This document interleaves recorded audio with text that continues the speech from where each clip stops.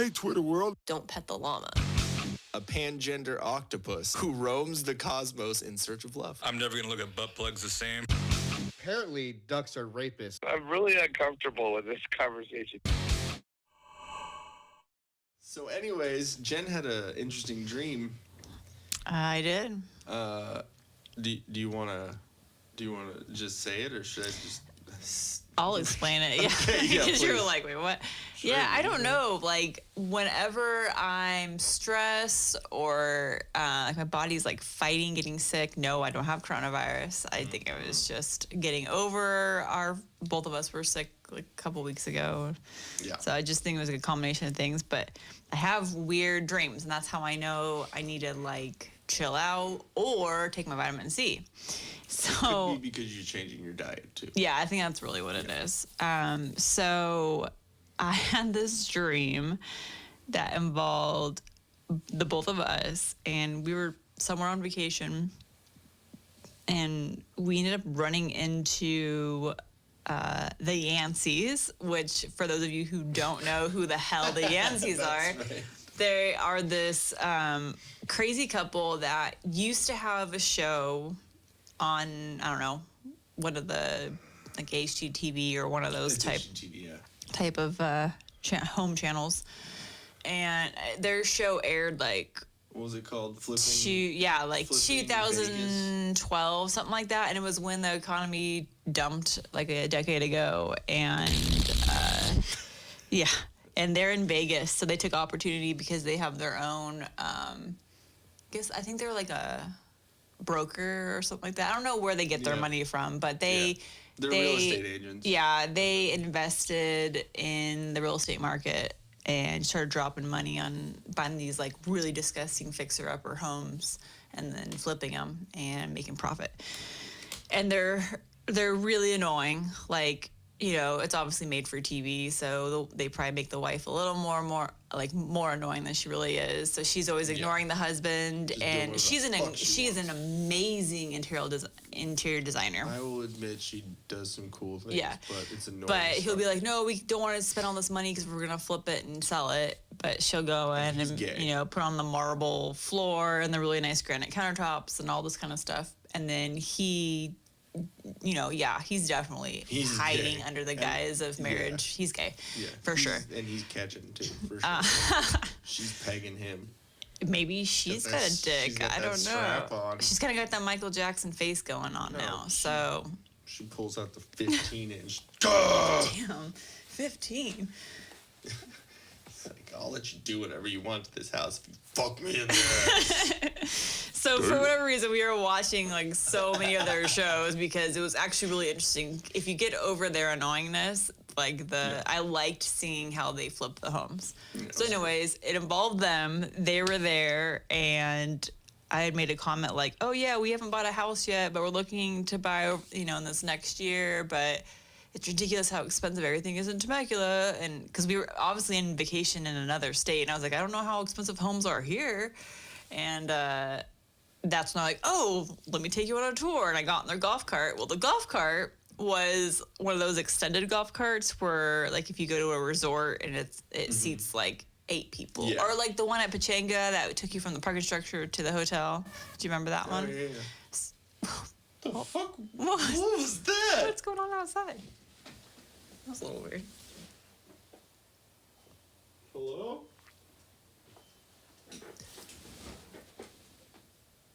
What? Am I hearing the dryer? Is that the dryer? I think that's the dryer. I think it's the dryer. No. So we tried to fix the dryer. I know this is totally in the middle of your dream story, but yeah, we tried to fix the dryer, and we thought it would balance out, but...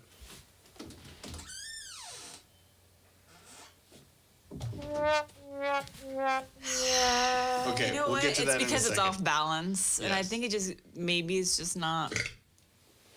I don't know. We gotta go check on it again with the leveler. Anyways, yeah. So the dream was that we ran into these people. They're showing me a tour in their like golf cart, but the golf cart was not just a regular golf cart. It had like Harrah's, like the hotel, like in neon letters across the side of it. and we were driving in the fancy Harrah's golf cart. I don't know. But you didn't come with me because you were doing something. I said, okay, you're going to meet me later. I'm just going to be like literally taking a tour of these homes right here. Yeah. And then we get to a home, but it ends up being like their friend that's like a real estate agent. So I'm like, oh, I see how this is going to go. They're trying to sell us a home right now. And so then I'm like, hey, because they're like, hey, you stay for dinner. We'll do drinks and everything. So they're pouring wine for everybody. And they're like, yeah, we'll do sushi tonight. I'm like, okay, great. So I'm like, let me call Ian and I'll tell him where we're at so he can meet us here. So I go outside to give you a call to direct you where to go. And then Tracy's there all of a sudden. And Tracy's there with her glass of wine. She's drunk. And she's like, oh, where's Ian? And then like you show up and I'm like, oh yeah, they're gonna make sushi for us. You're like, oh, sushi sounds good. I'm like, yeah, they're making it. They have the coolest new sushi maker. And it was like, it's not a person, it's like a box, like a small little like a Keurig.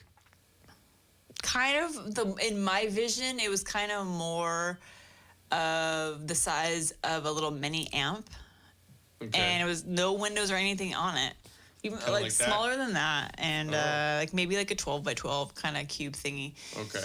And literally, you could hear making, and it literally was like rolling sushi rolls in there. And then you're like, I don't really want to stay because, I don't want to get roped into buying anything. Like, I just want chicken. And then we were gonna go leave to get chicken, but your dad somehow was involved, and I don't remember. Like, he showed up.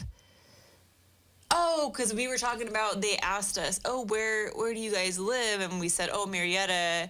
And I said, oh, yeah, it's like 45 minutes north of San Diego.